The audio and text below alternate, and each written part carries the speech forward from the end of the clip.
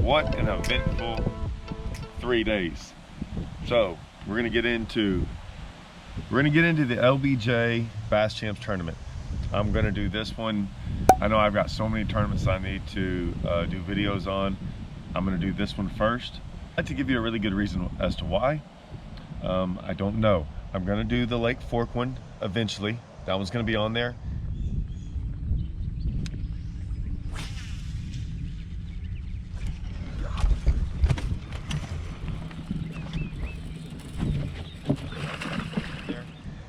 I have the one with me and Blake about Lake Tyler.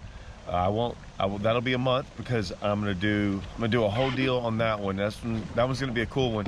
But I'm gonna wait till I have Blake with me when we're gonna be at Eufaula fishing the Toyota Series in May, and then we're gonna sit down and do a whole deal. I got that. That's gonna be a cool one. That's gonna be a lot of info. See him.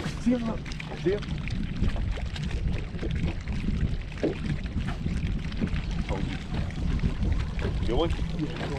Yeah. Do whatever. Oh. That's on. That's going to be a lot of info, a lot of different things about how you approach lakes and the different things you can do. This one is definitely going to be a learning one, the LBJ, because I've only been there. This was my third time there, I guess, and then Russell's first time. And this was my first time ever to practice. I've never got to practice the lake. The only other times I've been there were Bass Champs, and they don't allow practicing. And so I was so thankful to actually have a practice day, I guess. Either way, I am. I love the fact that I like practice. I don't like to just show up and fish. I don't mind it. Everyone's gonna be like, what's wrong with that? Well, the problem is everyone that fishes LBJ are locals. I don't mind traveling, right? It's 4.5, 5 hours away. So it's not like something I go and fish all the time at all. But I don't mind going against locals who have fished there for 20 years and showing up for one day of practice. I think I can do some, it's what fishing is. On to the update. We're gonna, what's gonna make an appearance? Pop and perch. Feels light. Good one? Huh? I don't know. I don't think so. We haven't done a lot on the pop and perch lately. Pop and perch has been going on a lot lately. For me, I just haven't posted any videos about it. So that's gonna make an appearance.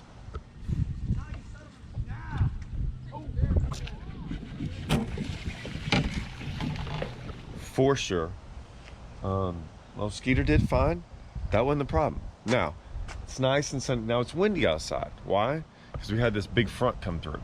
I'm actually opening everything up as we speak to let it dry out, because if anyone was around, and if some of y'all don't know, but last night in Texas, and when I say Texas, I swear the whole state of Texas felt what happened yesterday. Now, some people got it all day long.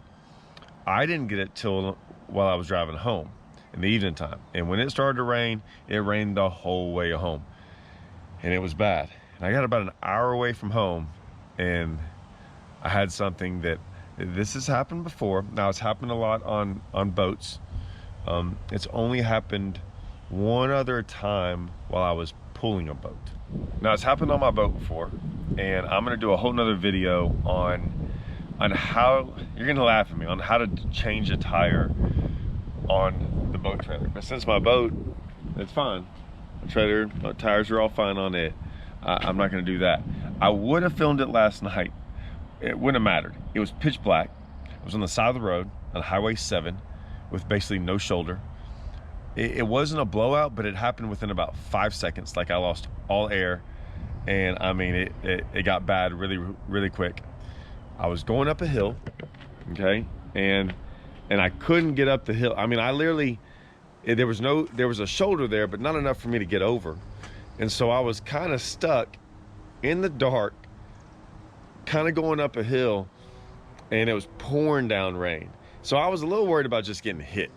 It was a little bit later at night. It was like after 9 o'clock. So there wasn't just a ton of people on the road. And I was sitting to myself like, man, I'm tired. I've been up since like 4 in the morning. I've been driving for like almost 4 hours. And yeah, I had to change my tire, right? So there's there's my tire. I got it done. Now, I had to sit in the truck. Well, okay, a couple things. One, I was kind of a little like, what, am I about to go do this? And it was lightning, raining. It was blowing about 40. And I was kind of stuck in the sense of like, when I stopped, I didn't know what had happened. I didn't know if it was my truck or my trailer. So I actually got out on the road real quick and looked. I'm like, my boat's fine. And then I was like, well, I didn't know what was going on. Like I thought it was a tire, but I didn't know. I was like, maybe I was dragging something. I don't know what was going on. And when I saw that, the tire was completely basically off my rim. And so it was just the rim. And I was going, oh, this is great. Well, I got back in the truck. Now it's raining, so the roads are slick. And I looked around. There was a driveway right there into these people's houses, but they had a gate there, so I couldn't pull in. I couldn't get off on the side of the road because I was like, how am I going to change my tire? It was on my passenger side. That was going to be the tire on the side of the road. So I was like, great. I did luckily look across the road and I see this, you know, those driveways that go into like an oil rig station. They're usually a little bit longer, and I was able, I haven't got there yet. I was like, okay, what? I'm gonna cross the road on this hill in the dark and hopefully get there. What I was worried about was when I put it in gear to move, I was spinning. Like my truck wouldn't pull my trailer because I was up a hill and it was wet and I had a rim, and I was like, I'm gonna have to put this in 4-wheel drive, I guess. I mean, it wasn't a big deal. I put it in 4-wheel drive. I was just shocked that I had to do that. And so I was a little like, I hope this works, because if not, I'm gonna be sideways on the road with this truck and boat, right? That was a concern of mine, I'm not gonna lie. So I put it in 4-wheel drive, made a U-turn, got there really slow. I was going a couple miles an hour, and yeah, got out. So this is what my truck looks like, because you got to realize, pouring down rain, I was moving stuff over. I got my trailer. That's what I found in it, whatever that piece is, right in the gut. So I mean, like I said, this you can tell wasn't even on. If you can see my jack, I just threw, I didn't do anything. I put everything back in, still wet in here. I just threw it in there. I got it done. If you can tell, I still had my Gill rain suit on. If y'all know, I've been wearing Gill forever. I've just always worn the rain suits because they were the best rain suits there were. My buddy Russell repped them. I guess, I don't even know if he still reps them anymore. Doesn't matter. Like, I'm gonna wear the best rain suit there is. I've always worn Gill, so I had my new Gill rain suit. I have 2 of them now, but I had that one. I'm like, well, if I put that on, I should stay dry. So I stayed completely dry. So that wasn't as miserable as I thought it was gonna be. I couldn't remember, I'm not gonna lie, I couldn't remember if I had all my stuff. This is why I'm gonna do the video on changing a tire on my boat. I do that all the time. Done that forever. I can do that, I swear, in like less than 10 minutes. My next video is, I'm gonna tell y'all some tricks about that, about changing the tire. I don't have really a good trick for this. I'm not gonna lie, I don't have a really good fast trick. I was a little concerned because I know when you jack up a boat, you can't jack up your boat while it's still hooked up to your truck. Maybe you can, I've never been able to do it. So, and I've got a trick for that. But I was like, well, man, I don't wanna have to unhook my boat, because just to where I was at, it was in a bad spot to unhook. I mean, I just didn't wanna have to do that. So I did jack up my truck without unhooking my boat, and it worked fine. So that was a plus. This is the other thing I was worried about. I mean, I don't really use this. I don't use this for getting it off. I've always kept a 4-way, thank goodness. I don't know if that was in a bind, but I was definitely concerned trying to take the lug nuts off. Whew. Not exactly easy, okay? I'll give you the little secret. That right there, okay? Now, I didn't have to use it. I've kept this. I keep this. That's my cheater bar. I keep this for usually changing out the lug nuts on anything. I highly recommend y'all keeping this if y'all own a truck. It's just like a 3-foot piece of pipe, and that will help you in a bind. I almost used it last night. I didn't have to. I don't know if it was the adrenaline going or what it was, but I'm telling you right now, I absolutely put everything I had into getting the lug nuts off, especially the last one.